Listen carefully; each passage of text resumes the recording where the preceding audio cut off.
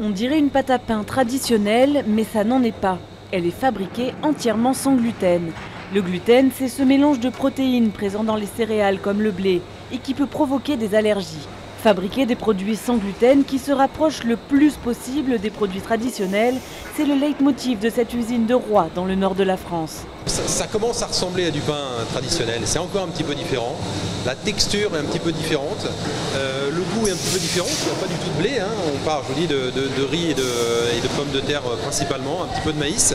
On est sur des textures beaucoup plus collantes en termes de mise en utilisation, mais ça commence à ressembler et ça a fait d'énormes progrès en 20 ans, quoi.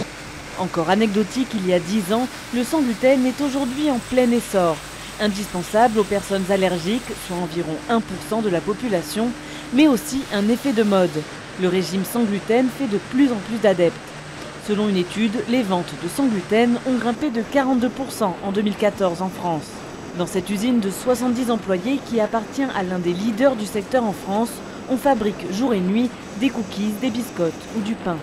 Le chiffre d'affaires bondit de presque 30% chaque année, soit 14 millions d'euros en 2015. Un succès qui fait la fierté de Bruno Pierre, qui s'est lancé dans l'aventure du sans gluten il y a 20 ans. Ceux qui sont clairement identifiés malades veulent le même produit que le mass market, mais en sans gluten. Parce que souvent c'est un enfant au sein de la famille qui veut consommer comme son petit frère, etc. D'où des tartelettes qui ressemblent, effectivement, je ne citerai pas la marque qui a les produits équivalents au mass market, mais à chaque fois on a un petit peu l'identification. Et puis vous avez des nouveaux consommateurs qui se sentent mieux en consommant sans gluten et qui sont moins attachés à ça, qui veulent des produits originaux. Aujourd'hui, ces produits sont de plus en plus variés et vendus en magasins spécialisés comme en grande surface.